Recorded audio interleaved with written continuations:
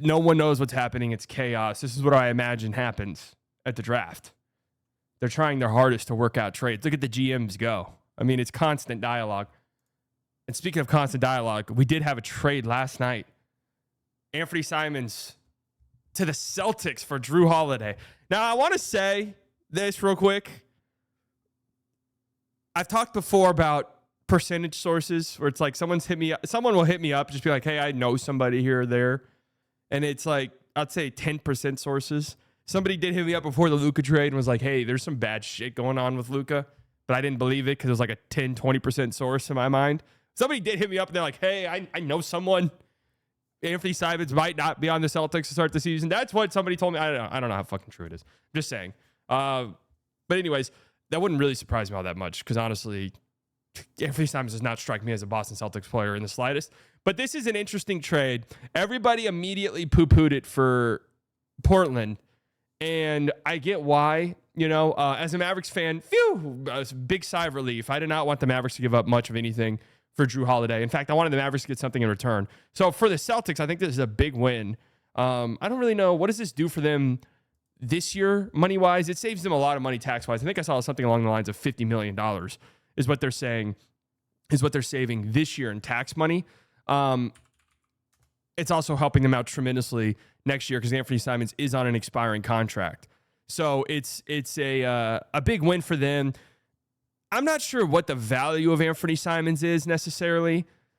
You know, I feel like I have interesting opinions on this because Anthony Simons had, what did he have against the Mavericks in the third quarter of that game they played? Anthony Simons had, one of the most insane heaters you'll ever see against the Dallas Mavericks. 82 points. I mean, I would believe you if that was the number. Had one of the most insane heaters I've ever seen against the Dallas Mavericks. 24 points. Was this it? Didn't he only have 27 points in the game or something like that? It was a very weird game for him. But it was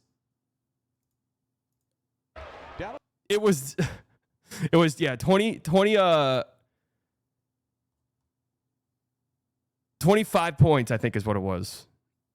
I'm sorry, 24 points.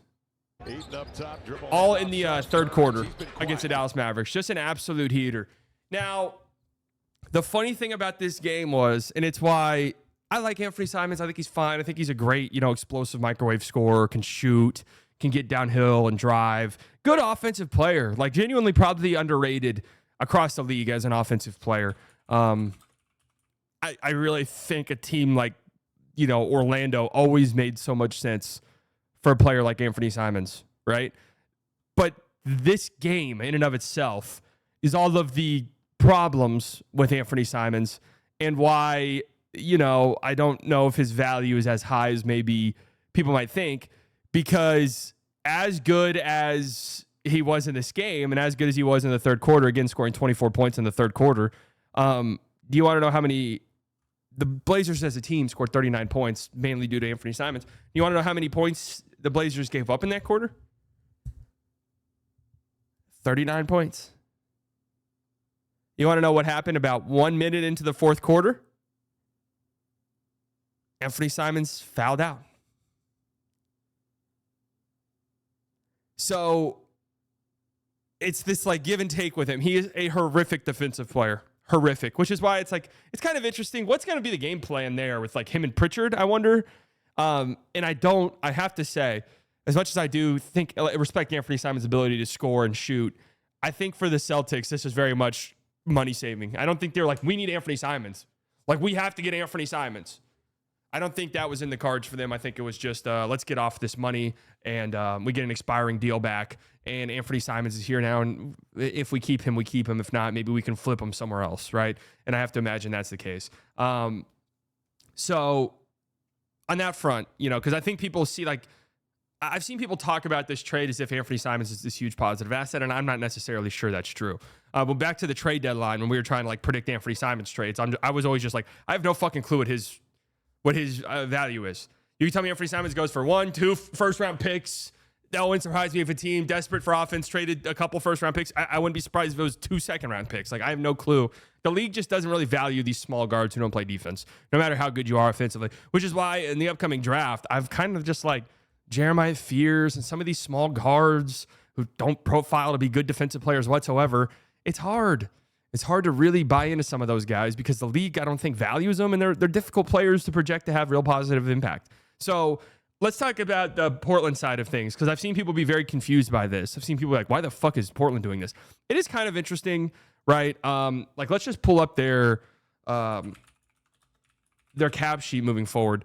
They don't have a lot of money committed to anybody, really. Obviously, the Jrue Holiday's making what, $30 million? Yeah, 32, 34 and a player option, 37. He'll pick that up. Ayton's 35. Jesus, Ayton's making $35 million. Ayton's 35. He's off the books. He might get traded this summer. I don't know, but he's off the books next year. You don't have to worry about that. Jeremy Grant, that's a rough contract.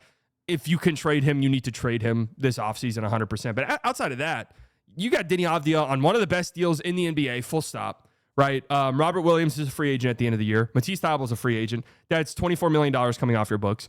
Scoot has not played like a max guy yet. So I don't think you're really worried about we have to max Scoop. Shane Sharp's probably getting extended this summer, right? What's the talk around him? Are we thinking Shane Sharp's an extension guy? Like, absolutely no way is he getting maxed, right? He has shown good upside, but I don't know, maybe $25 million a year, and I think that's good money for him. Toumani Camara is somebody that they're going to have to extend, and I don't know what that money looks like. But they've got a clean cap sheet, right? They've got a clean cap sheet, so this doesn't really affect things much for them. I love it for them. I really do. I think I've mentioned this.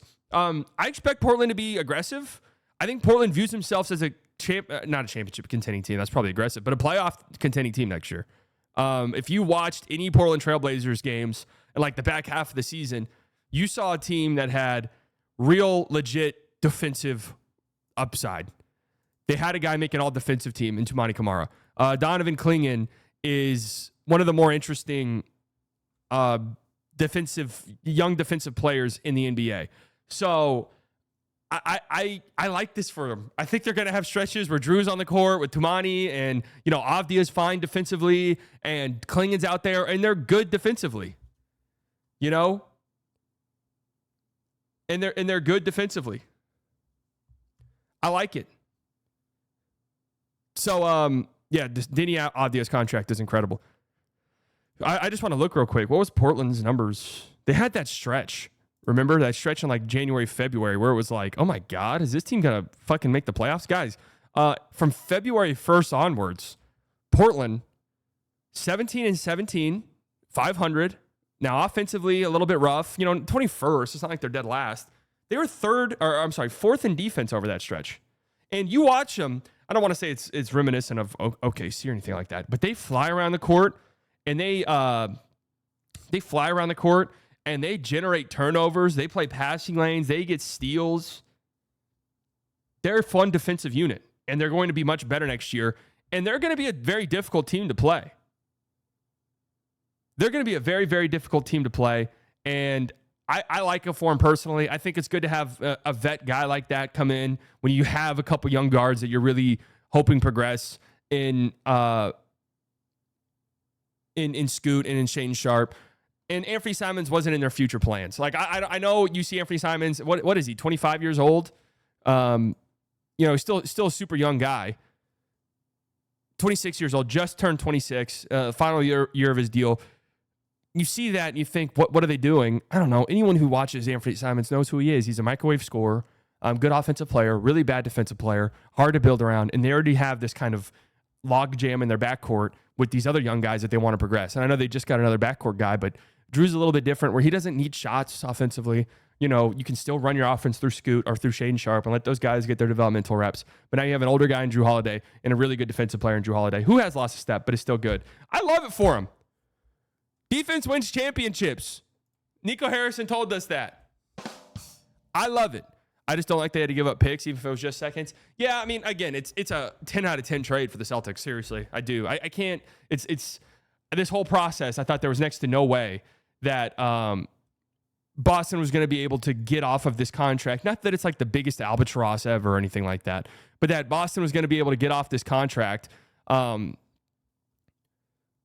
without giving up anything, only because it's not like the best looking contract, but to get an expiring guy in Anthony Simons, who probably has value if you wanted to flip him for something, even if it's something small, right? Some value there. And also you clean that's what, $30 million off your books next year. I mean, that's huge for cap purposes moving forward. So the Celtics did a tremendous job. I don't like, and as far as the player itself goes, I don't really care about Anthony Simons all that much. I guess with Tatum out and stuff for the whole year next year, more offense the better. But just the caps piece alone, without having to give up anything else and getting second in return, is a pretty big deal. So I think they did a great job, and I like it for Portland. I wouldn't say I love it and it's like a home run deal, but I like it. I get what they're doing. Them being aggressive, I expected it 100%. They traded a first round pick for Deni Avdija last year. No one expected it, and Deni Avdija was fucking awesome for him. So I like it. I think they've done great work. And now you're just really banking on Shaedon Sharpe staying on the floor, taking another step, or Scoot Henderson, taking another leap, which we saw at times last year. So I'm pretty pumped to see Portland this upcoming season. I am. I think they're going to be competitive. I think they're going to be a pain in the ass to play. That much is certain.